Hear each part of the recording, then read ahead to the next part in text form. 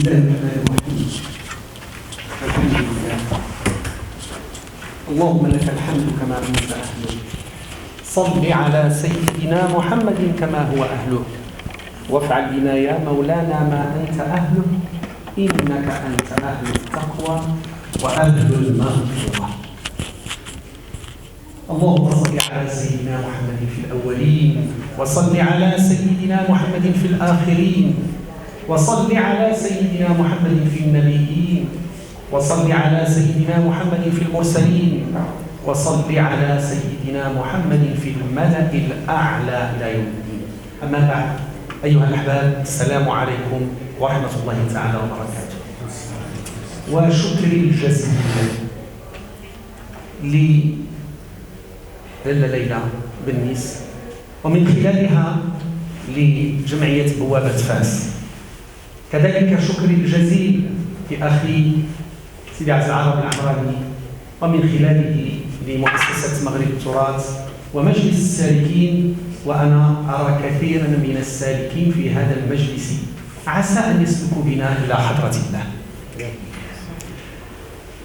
حبي للغة العربية كبير، تقديري لها عظيم، ولكن لكي نتواصل مع الآخر، لكي نمرر رسالة للآخر، لكي نتحاور مع الآخر، وديننا دين الحوار، لا بد أن نركب وسائل لغوية أخرى.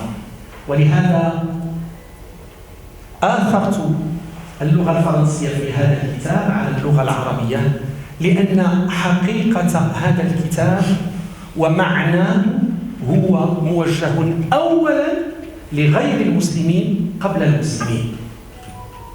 Donc, je passe directement à la langue française et pour donc reprendre justement ce que j'étais en train de dire, pour parler déjà pourquoi j'ai écrit ce livre et pourquoi je l'ai écrit en français. En 2015, j'ai été invité à une conférence internationale qui parlait un petit peu, parce que vous savez, 2015, c'était juste les attentats de Paris, il y avait des attentats à Bruxelles, il y avait un petit peu partout.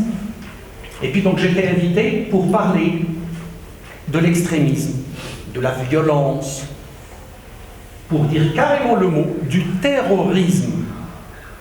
Et donc, j'ai pris la parole, j'ai parlé de l'extrémisme, j'ai parlé du terrorisme, mais bien sûr, le terrorisme avec le T majuscule, l'extrémisme avec le E majuscule, pour réellement expliquer que l'extrémisme, le terrorisme, le fanatisme n'a pas de couleur, n'a pas de foi, n'a pas de religion et n'a pas de langue. Et que on retrouve des extrémistes, on retrouve des fanatiques dans toutes les sociétés, dans toutes les cultures, dans toutes les foi ou toutes les religions. Bien que je n'ai pas beaucoup ce mot de religion avec un S, parce qu'au fond, nous considérons qu'il n'y a qu'une seule religion. C'est la seule religion que Allah subhanahu wa ta'ala a voulu pour sa créature. Allah subhanahu wa ta'ala, quand il a créé l'être humain, il l'a créé et l'a doté d'un système de navigation. Je vais revenir, donc je continue avec les raisons. Et donc, à la fin de ma communication, il y a un monsieur que je ne connaissais pas, d'un certain âge, ou plutôt d'un âge certain, qui est venu me voir, il s'est présenté, il s'appelait Monsieur Henri Bonnier. J'en ai entendu parler. Henri Bonnier, je le connaissais par le nom, je le connaissais par ce qu'il avait écrit, un grand intellectuel français, un écrivain, et en même temps, il était le directeur des éditions Albin Michel.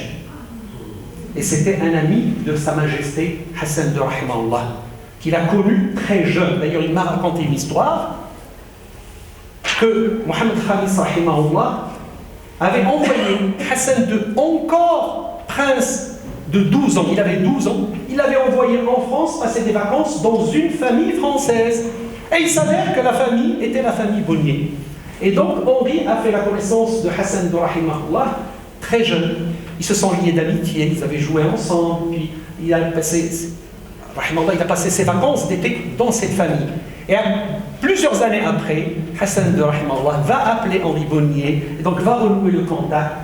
Et il va participer dans toute une campagne, parce que vous savez, à un certain moment, le Maroc, d'ailleurs jusqu'à aujourd'hui, on est encore victime de stigmatisation de la part de certaines puissances. Aujourd'hui, on le vit avec l'Allemagne, on le vit avec l'Espagne, on le vit avec la France. De temps en temps, il y a les médias qui montrent toute une campagne de dénigrement, comme ce qui s'est passé il y a 2 ou 3 mois avec la presse française, puis c'est arrivé avec les Allemands. Et donc à ce moment-là, c'est Henri Bonnier qui s'est levé pour défendre le Maroc. Il avait écrit plusieurs livres. D'ailleurs, après l'arrivée de Mohamed Sadis, Hafidallah, il a écrit un très beau livre qu'il a intitulé Le Maroc invisible, où il parle de toutes les réalisations du Maroc, mais en silence. Et puis, avant sa mort, il a écrit un très beau livre qu'il a intitulé La Passion marocaine. Je vous invite à le lire, il est excellent. Donc, M. Henri Bonnier vient vers moi et il me dit « Professeur, je vous ai écouté religieusement, j'ai aimé ce que vous avez dit. Est-ce que vous avez écrit ce que vous avez dit ?» J'ai dit non. C'est des choses dont je suis convaincu et que je défends et que je partage avec toutes les personnes que je rencontre. Je leur dis, voilà ce que c'est l'islam. Ne jugez pas l'islam d'après certains comportements de certains prétendus musulmans. Nul n'est représentatif de sa religion. Nul ne peut dire, je représente réellement ma religion. J'applique, je décline en pratique ce que j'ai compris ou ce que j'ai pu accomplir. Mais je ne peux pas dire que je suis le seul représentant de cette religion ou de cette culture ou de cette nation. Et donc il me dit, écoutez monsieur, je vous prie de bien vouloir écrire un livre sur cette thématique. Et je me ferai un plaisir de l'éditer en France. Et donc j'ai commencé. Ça m'a pris 5 ans. Ça m'a pris 5 ans. Parce qu'il fallait faire toute une recherche. Parce que quand j'ai commencé à écrire sur l'extrémisme religieux, le fanatisme religieux, je me suis dit, il n'y a pas que cet extrémisme qui menace. Mais il y a aussi un autre qui est aussi dangereux, sinon plus dangereux. C'est l'extrémisme anti-religieux. Et donc j'ai commencé à faire aussi un travail de recherche. Et bien sûr, aujourd'hui, dans ce livre, il y a 2 grands paragraphes. Il y a l'extrémisme religieux, il y a l'extrémisme anti-religieux. Je termine le livre, j'essaie d'appeler M. Henri Bonnier, parce que j'avais ses coordonnées, j'étais toujours en contact avec lui, il ne répond pas. Et puis il y a Corona qui arrive, parce que bon, ce livre je l'ai terminé en 2020, mais avec cette pandémie, avec cet emprisonnement forcé de l'humanité entière, c'était pas évident de sortir de l'ombre. J'ai essayé de contacter, et ben non, silence radio, jusqu'à ce que je reçoive l'information qu'il est décédé du corona. Et j'ai contacté son fils, Éric Bonnier, qui a une maison d'édition, et il va sortir le livre. D'ailleurs, dans l'introduction, je raconte cette histoire, et je rends hommage à M. Henri Bonnier, et à ce qu'il a fait pour le Maroc, mais aussi parce qu'il a été l'instigateur ou l'initiateur de ce projet, de ce travail, de ce modeste livre. Je reviens à ce que je disais que l'être humain, Allah subhanahu wa ta'ala, quand il a créé l'humanité, il l'a créée pour une finalité. Il n'y a pas de hasard dans la création. أَفَحَسِبْتُمُ أَنَّمَا خَلَقْنَاكُمُ عَبَثًا. Je m'excuse, dans cette salle, il y a des sommités, il y a de très grands savants. Donc, je parle avec beaucoup de précaution, bien que c'est mes frères. Vous savez, quand vous êtes sous surveillance, sous observation, vous faites toujours très attention. Attention. Est-ce que vous considérez, est-ce que vous pensez, Allah subhanahu wa ta'ala qui nous interpelle, il nous dit, est-ce que vous pensez que je vous ai créé comme ça par hasard, sans finalité, sans but? Non. Nous avons été créés pour une raison claire et bien précise, pour une finalité qui a été déterminée à l'avance. C'est qu'on soit les vicaires de Dieu sur terre. خلفاء الله سبحانه وتعالى وإذ قال ربك للملائكة إني جاعل في الأرض خليفة. Allah subhanahu wa ta'ala a dit à ses anges, je vais mettre sur terre un vicaire, un représentant, quelqu'un qui va agir en mon nom, selon mon désir, selon mes orientations et selon les finalités pour lesquelles je l'ai créé. Et ces finalités, tout simplement, c'est d'abord l'adorer. Deuxièmement, à ce qu'on fasse du bien sur terre. Et ça, c'est très important. Et pour qu'on puisse faire du bien, Allah subhanahu wa ta'ala a voulu nous mettre à l'épreuve.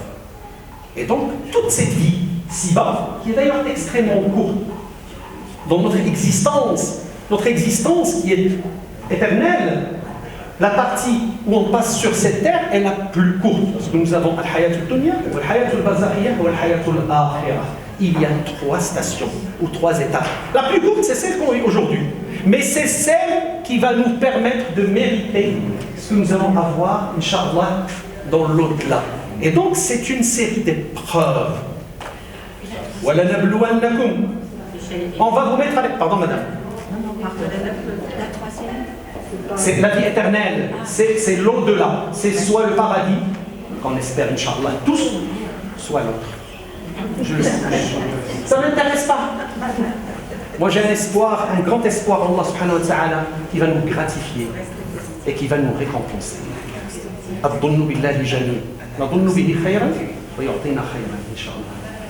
Donc Allah subhanahu wa ta'ala va nous mettre à l'épreuve, mais aussi va nous donner un système de navigation pour qu'on ne quitte pas la voie. Cette voie dont le Nabi sallallahu alayhi wa sallam nous a dit,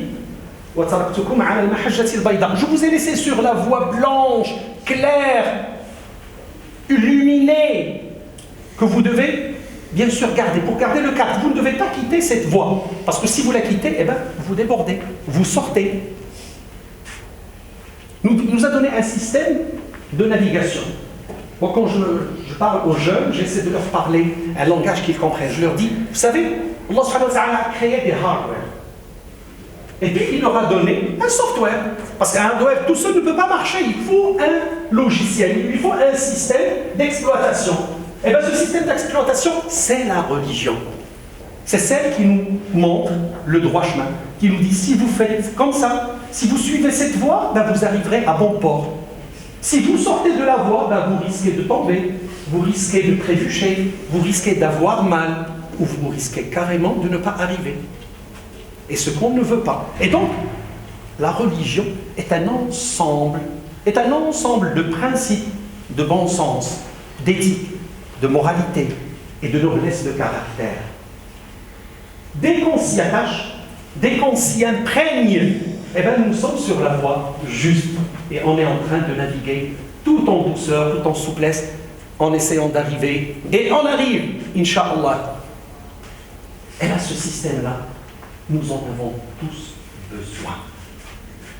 Malheureusement, comme je dis, la vie ici est une série d'épreuves. Il y a ceux qui échouent à l'épreuve. Et donc, essaient de tricher.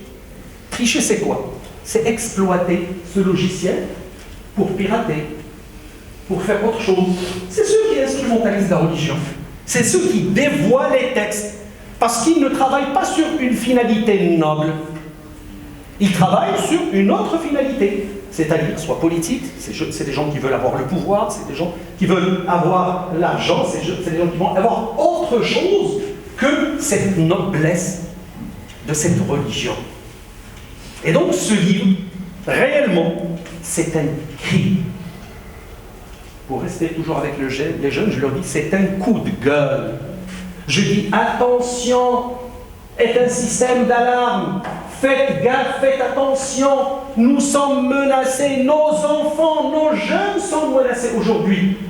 Et c'est pour ça que Henri Bonnier voulait absolument qu'on sorte le livre en France, parce qu'il m'a dit, il y a tellement de jeunes, et il m'a dit, il n'y a pas que des jeunes musulmans. Vous savez qu'il y a même des jeunes chrétiens et juifs qui ont été endoctrinés et qui ont été envoyés en Syrie et en Irak pour soi-disant faire le djihad, mais finalement ils vont juste se suicider. Et donc ils perdent les deux, ad-din, wad-dunya, wal-akhirah. Ce livre, justement, j'essaie à travers ces différents paragraphes un petit peu de décortiquer la littérature de l'extrémisme. quels sont les principes, quels sont les fondements, quels sont les items qu'ils utilisent pour induire en erreur, ou pour, je veux dire tout simplement, pour justifier leurs actes odieux. Quand ils veulent tuer quelqu'un, eh bien, ils justifient l'acte. Ils légalisent l'acte d'assassinat. Comme quoi, ils sont en train de faire quelque chose de bien. Et ce qui est justement insoutenable, inacceptable, c'est qu'ils le fassent au nom de Allahu Akbar. Vous savez ce que c'est que le mot Allahu Akbar? C'est un mot qu'on dit quand on veut rentrer en connexion avec le divin. Allahu Akbar, c'est qu'on reconnaît que Allah est le plus grand. Il est plus grand que toute autre chose. Et qu'à ce moment-là où on va rentrer dans cette connexion, dans cette prière, c'est qu'on se déleste, on se déconnecte, on méconnaît toute autre chose qui est moins grand que le plus grand. Ça veut dire qu'on est dans la noblesse et la pureté totale, alors que ces gens-là utilisent ce mot-là pour assassiner, pour tuer, pour voler, pour violer, donc pour accomplir des actes odieux. Et donc, vous allez retrouver dans le livre toute leur littérature, c'est-à-dire tous les principes qu'ils utilisent et comment ils justifient. Et bien sûr, je me fais un réel plaisir de répondre sur chaque item, de dévoiler la fausse utilisation, le dévoiement, et j'apporte bien sûr les corrections, selon pas ma connaissance, moi, qui est modeste, qui est infiniment petite, mais ce que ont reconnu tous les grands savants depuis Sahaba, depuis les compagnons jusqu'à aujourd'hui, c'est-à-dire qui a fait l'unanimité, parce que dans tous ces items-là, ils sont à l'encontre de l'unanimité de nos savants religieux. Et d'un autre côté, bien sûr, il y a l'extrémisme anti-religieux. Et là, c'est encore plus grave. Vous vivez tous aujourd'hui, puisque la majorité, sinon tout le monde aujourd'hui, suit ce qui se passe un petit peu en France. Vous savez qu'il y a une campagne électorale, campagne présidentielle en France, et vous voyez aujourd'hui, pratiquement, pour ne pas dire tous, la quasi-majorité des candidats à l'élection présidentielle instrumentalisent, s'appuient ou utilisent un seul slogan aujourd'hui, tous. Nous avons un ennemi, c'est l'islam. Ce n'est pas l'extrémisme ou le radicalisme. Non. D'ailleurs, Éric Zemmour l'a dit très clairement. Il a dit, moi, je ne fais pas de distinction entre islamistes et musulmans. Pour moi, ils sont juste les deux facettes d'une seule monnaie. Donc, ils essaient de masquer un petit peu leur campagne. Ils disent, nous sommes contre l'invasion migratoire. Qui sont les immigrés? La quasi-majorité sont des musulmans. Donc finalement, on revient au même point. Aujourd'hui, l'islam est visé par tout le monde. Bien sûr, ils ne le disent pas seulement par la voix, mais ils essaient de le justifier. C'est un islam qui est violent. Ils ne parlent pas de musulmans violents. S'ils disaient qu'il y a des musulmans violents, oui, je le reconnais, ils existent. S'ils disent qu'il y a des musulmans qui sont extrémistes, oui, ils existent. Comme il y a des chrétiens extrémistes, comme il y a des fanatiques juifs, comme il y a des fanatiques bouddhistes qui brûlent des musulmans ouïghours à Myanmar en plein jour devant l'opinion publique internationale sans que personne ne branche. Donc le fanatisme religieux existe partout. Mais quand ils disent l'islam est violent, l'islam est extrémiste, les textes du Coran sont belliqueux. Les textes du Coran appellent à la violence, appellent au meurtre. Et là, bien sûr, on ne peut pas l'accepter. L'islam stigmatise la femme. L'islam diminue le statut de la femme. L'islam accuse la femme de tous les maux. L'islam prive la femme de sa liberté, la prive de son héritage. Et vous allez retrouver tout un certain nombre d'accusations. Alors rien que le postulat de la femme en islam, j'ai consacré 40 pages dans ce livre. Et sur lesquels j'ai essayé de sélectionner 9 sujets. Il y en a plus, mais bon, On n'est pas là pour étaler l'ensemble des points, mais c'est juste pour démontrer que ce qu'ils disent est archi faux. Quand ils disent par exemple que l'islam prive la femme de sa liberté, quand ils disent que l'islam prive la femme de ses biens matériels, quand ils disent que l'islam prive la femme de son héritage, et un certain nombre de points insensés. Et bien sûr, j'essaie de corriger le tir, j'essaie de répondre, bien sûr, en ramenant les textes, avec leur exégèse, avec leur herméneutique qui est reconnue et sur laquelle il y a un consensus. Je ne parle pas des cas exceptionnels ou de certaines exégèses qui ne sont pas unanimes de la part de toutes les grandes, c'est-à-dire directions religieuses. Et vous allez retrouver un certain nombre de points que j'appelle aujourd'hui l'ensemble des musulmans à s'en imprégner. Parce que chacun de nous doit être capable aujourd'hui de répondre. Chacun de nous doit être capable de rétorquer. Chacun de nous doit être capable de rectifier le tir immédiatement et systématiquement à chaque fois que l'islam est accusé à tort. Parce que quand il est accusé, c'est à tort. Et on revient à leur dire que l'islam n'est qu'une projection du christianisme, du judaïsme, de l'abrahamisme, du noéisme. Finalement, c'est la seule religion que j'ai dit tout à l'heure. Nous avons une seule religion. Inna ad-dina 'inda Allahi l'islam, certains l'interprètent que religion. Elle s'appelle l'islam. Sauf que Allah subhanahu wa ta'ala a adapté à chaque nation, selon le messager qu'il leur a adressé, un certain nombre de règles qui s'adaptaient à leurs conditions, à leur environnement et donc aux circonstances de leur vie. C'est-à-dire le contexte dans lequel ils vivaient. C'est pour ça qu'on retrouve un certain nombre de divergences. Mais quand on superpose les textes, bien que, vous savez que la Torah ou l'Évangile ont été modifiés, mais pas en entier. Ce qui est resté intact, je peux le superposer au texte de l'islam. Ça prouve que c'est juste une continuité. J'ai posté tout à l'heure une petite vidéo.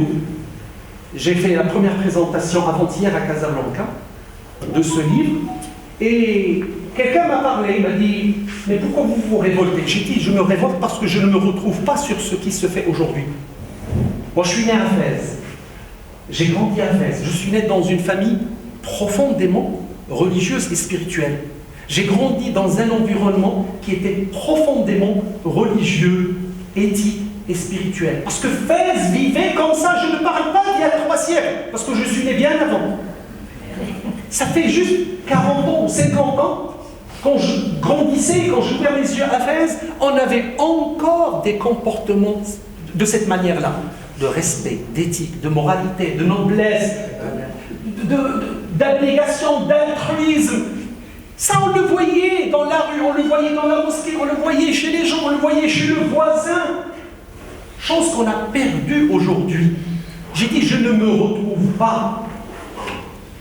Et j'ai parlé de la Qarawiyyin. J'ai dit la Qarawiyyin. Est-ce que vous savez ce que c'est que la Qarawiyyin? C'est la plus ancienne université au monde. Elle a été fondée par une femme. Regardez ce que la femme faisait. D'ailleurs, dans le livre, quand je parle de la femme savante, rien qu'à Fès, j'ai recensé une centaine de femmes grandes savantes qui enseignaient. Venir dire que la femme est cantonnée chez elle, elle n'a pas le droit de sortir, elle n'a pas le droit d'apprendre, bien au contraire. Sauf qu'il y avait une pudeur. Et cette pudeur empêchait la femme de s'afficher dans le domaine public. Mais dans son domaine privé, elle était là, elle était maîtresse, elle était savante, elle était enseignante, elle était éducatrice. D'ailleurs, derrière chaque grand homme, il y a une grande femme, ou il y a beaucoup de grandes femmes. Il y a la maman, il y a l'épouse, il y a la sœur, et il y a tout un environnement propice qui lui a permis justement d'émerger. Il n'a pas poussé de terre, mais il a poussé entre justement un certain nombre de savoir-faire, un certain nombre de compétences, et largement et profondément féminine. La Qarawiyyin a été créée par une femme. Une femme qui a voulu faire quelque chose de bien de son héritage. Son père est mort, elle a dit « Je veux faire quelque chose pour l'éternité. je vais le dépenser maintenant pour mes biens directs, je vais l'oublier rapidement et puis on va m'oublier. La preuve, c'est que ça fait 12 siècles qu'on en parle. On en parle depuis 12 siècles. Et donc, elle a donné tout son héritage pour construire la Qarabiyyin. Sa sœur, elle a vu la même chose. Elle a voulu faire, et donc elle a pris sa part d'héritage, et elle a aussi construit la mosquée Al-Andalus, qui est aussi une université, et qui a été pendant plusieurs siècles une annexe de la Qarabiyyin. En 247 de l'Hégire, c'est-à-dire 859 de l'ère chrétienne, une université qui a illuminé le monde entier. Elle était un pôle de savoir et de connaissance. Les gens y accouraient, les gens venaient du monde entier à la Qarabiyyin pour apprendre. Et j'ai cité dans mon livre 3 exemples. Je voulais juste me limiter à 3. J'aurais pu citer beaucoup, il y en a beaucoup plus. Et j'ai cité le premier cas d'un évêque français, Gilbert d'Aurillac. Il s'appelait Gilbert d'Aurillac. Il est venu en 967 de l'ère chrétienne. Il vivait à Avignon et puis on l'a envoyé. Pourquoi on l'a envoyé? C'est l'Église qui l'a envoyé à Fès pour étudier à la Qarabiyyin et pour surtout rapporter 2 sciences, 2 connaissances importantes. D'abord, il voulait connaître la langue arabe parce que pour eux, c'était l'outil. C'était la manière de pouvoir étudier l'islam et de le combattre. Et deuxième chose, pour étudier les mathématiques, parce que l'Europe ne connaissait pas encore ce que c'est que les mathématiques. Alors qu'à Fès, on excellait en algèbre et en géométrie. On avait déjà des grands savants mathématiciens à Fès. Gilbert d'Aurillac arrive, s'installe à Fès, il va étudier pendant 2 ans. Durant ces 2 années, il va s'imprégner profondément de cet esprit de la Qarabiyyin, cet esprit de l'ouverture, cet esprit du partage, cet esprit du don de soi, cet esprit de l'amour et du respect et de la considération à l'être humain. Pas seulement à un musulman, ou là un chiite, ou là un sunnite, à l'être humain. En revenant chez lui, Gilbert d'Aurillac, il va gravir les échelons de l'Église et il va atterrir à Rome pour devenir en 997 de l'ère chrétienne pape de l'Église. Et il va prendre le titre, parce qu'il change de nom, Sylvestre XVI. Il va rester à la papauté 4 années. Et ces 4 années ont connu le sommet, le summum de la collaboration et du respect entre le monde musulman et le monde chrétien. À l'âge, parce que Gilbert d'Aurillac a connu vraiment l'islam à travers ses grandes institutions. Il a connu l'islam à travers ces grandes institutions et ces grands savants avec qui il a vécu, parce qu'on lui permettait de rentrer dans une mosquée. On ne lui disait pas l'intaka fi al-masjid. Il rentrait, il apprenait. Et malheureusement, vous savez qu'aujourd'hui, pourquoi nous avons cette montée du fanatisme? C'est parce que les grandes institutions se sont tues. Les grandes institutions qui défendaient l'islam, Qarabiyyin, Zaytouna, Al-Azhar, elles se sont tues. On les a assassinées. On les a... Non, on les a assassinées carrément. Gilbert d'Aurillac, donc, va devenir pape, il va rester 4 ans avant de mourir. 2 siècles après, il y a un autre grand penseur, philosophe, théologien, juif, Moshe Maïmouni, Moussa ben Maïmoun, qui habitait à Cordoue, en Andalousie. Et bien sûr, comme tous les autres juifs et musulmans, ils vont être expulsés par l'église chrétienne en Andalousie, qui était vraiment extrémiste. Isabelle la catholique, et avec tous ces prêtres qui faisaient de l'inquisition, qui brûlaient vifs les gens, pour dire que ce n'est pas les musulmans qui brûlent. On ne brûle pas. Mais eux, ils ont brûlé. Ils brûlaient des gens sur la place publique quand ils arrivaient à détecter en eux la foi musulmane. Moshe Maïmonide va émigrer, ou plutôt, va être chassé de l'Andalousie avec sa famille, il va atterrir à Fès. Première chose qu'il fait, il va s'inscrire à la Qarabiyyin et il va étudier à la Qarabiyyin jusqu'à devenir un maître reconnu par ses pairs, donc les maîtres musulmans, ils vont lui donner une chaire pour enseigner à la Qarawiyyin. En s'imprégnant de cet état d'esprit, de cet amour, de ce respect, de cette abnégation, de cette ouverture, de cette modestie, il va comprendre que l'islam n'est qu'une prolongation, n'est qu'un prolongement du judaïsme. Et il va se convertir à l'islam. Moshe ben Maïmoun s'est converti à l'islam. Et ce qui lui a créé beaucoup de tracas avec ses compères juifs. Beaucoup de rabbins juifs lui ont voulu. Parce qu'il ne faut pas oublier que Moussa ben Maïmoun a écrit l'un des plus grands recueils du Talmud, la Mishnah. Et quand on lui pose la question, pourquoi vous vous êtes converti? Bon, la version juive, ils disent qu'il a été converti par la contrainte. Ne pouvant pas vivre à l'aise à Fès en tant que juif, il s'est converti à l'islam pour juste échapper à cette persécution. Mais Moshe ben Maïmoun, Moussa ben Maïmoun, va répondre. Il a dit, j'ai trouvé en l'islam les grandes valeurs que j'avais dans le judaïsme. Et puis, en islam, il n'y a rien qui me contredit. Parce que les principes fondateurs du judaïsme, je les ai retrouvés dans l'islam, particulièrement 3 choses. Il a dit, premièrement, il n'y a pas d'idolâtrie en islam, comme il n'y a pas d'idolâtrie au judaïsme. Donc, c'est la même chose. Deuxième chose, il a dit, le crime est interdit en islam, comme il est interdit dans le judaïsme. Troisième chose, il a dit, l'adultère est interdit, elle est profondément punie en islam, comme elle l'est au judaïsme. Donc, pour moi, c'est juste un prolongement et une ouverture de ma foi. Je ne me suis pas converti. Je suis resté dans l'esprit du judaïsme, mais à travers l'islam.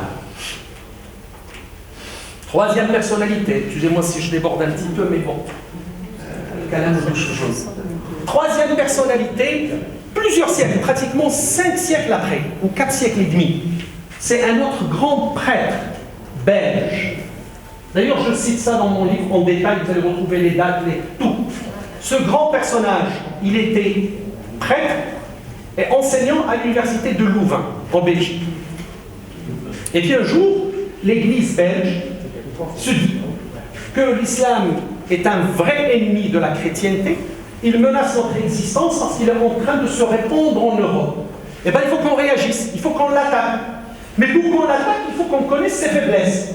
Et nous, on ne connaît pas l'islam, on ne connaît pas le Coran, on ne connaît pas la Sunna. Et pour mieux les connaître, il faut maîtriser sa langue, c'est-à-dire l'arabe. Et donc, ils vont choisir ce monsieur-là qui s'appelle Nicolas Claes. Nicolas Claes, ils vont le choisir, ils vont l'envoyer en Andalousie. Quand tu vas partir en Andalousie, parce qu'il y a encore des Arabes et des musulmans, tu vas devenir élève d'un des grands savants et tu vas apprendre de lui. D'abord, tu apprends l'arabe et tu apprends les fondements de la religion musulmane. Et quand tu vas revenir, tu vas apprendre ça à d'autres évêques et ensemble, on va décréter toute une stratégie pour contrer l'islam et l'attaquer. Nicolas Claes arrive à Séville, 1654. Il n'y avait plus de musulmans et d'arabes. Parce que vous savez qu'en Andalousie, il y a les 3 grandes migrations.